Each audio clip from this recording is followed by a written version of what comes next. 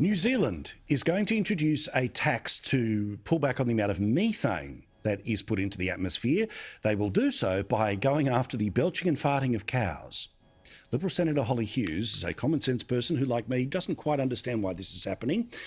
But let's wait and see. Do you think this came up in conversation at Kirribilli House on the weekend between Queen Ardern and King Albo?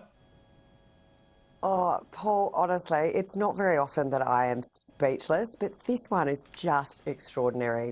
I've just had the most amazing long weekend out at Moree for a mate's 50th, and driving out of there, looking at all the cows, knowing that I was talking to you tonight, I just didn't even know where to go with it. It was the most ridiculous thing I have ever heard.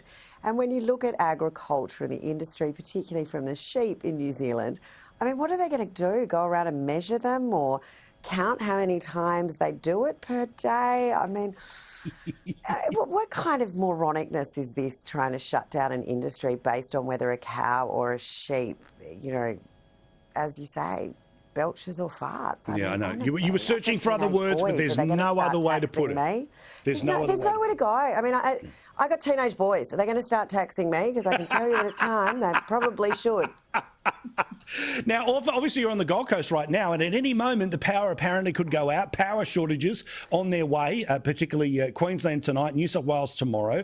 My whole point tonight has been this is not about climate change. This is about a failure to build a safety net. And Labor have made it very clear they want to get to 80+% renewables. The population will surge between now and 2030, so more people using more electricity with no safety net. And it was the Gillard government, we should remember, that refused to consider a national gas reserve. WA went on its own, and it was politically difficult for them to do. And I'm not really one in favour of too much nationalisation across the board, but they rejected out and out a national gas reserve.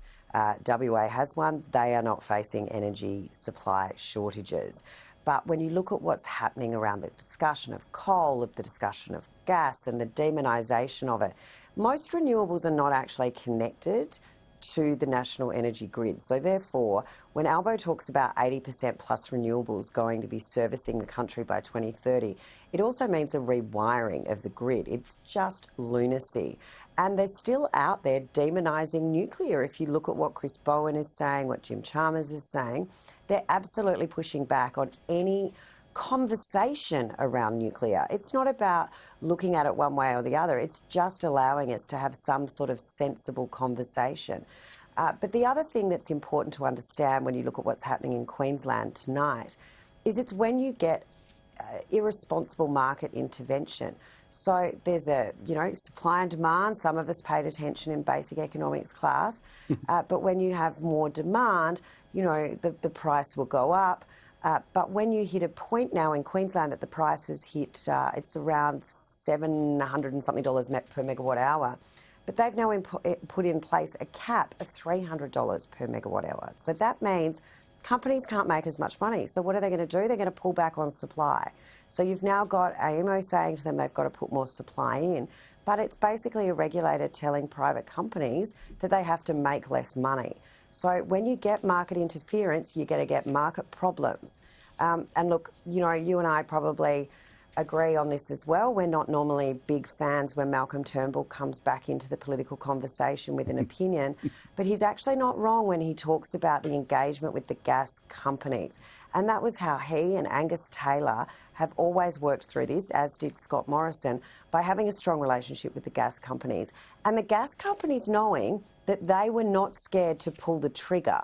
Now, I don't know if Mr Albanese's been in contact with them directly, but certainly Prime Minister Turnbull would have been, as was Prime Minister Morrison along with Angus Taylor, and it was ensuring they understood that the lever would be pulled. If required. It was amazing how much gas was miraculously found. Yes, correct. If not, we can just somehow find a way to, get the teenage boys in your house to produce enough to get us through. Thank you so much, Fred, Senator. I will have a great time with that. Correct. Thanks, Paul. Thank you. A teenage boy-led recovery. I'd love to see it. All right. Quick break. Back with more here on Paul Murray Live. So many questions, so many people.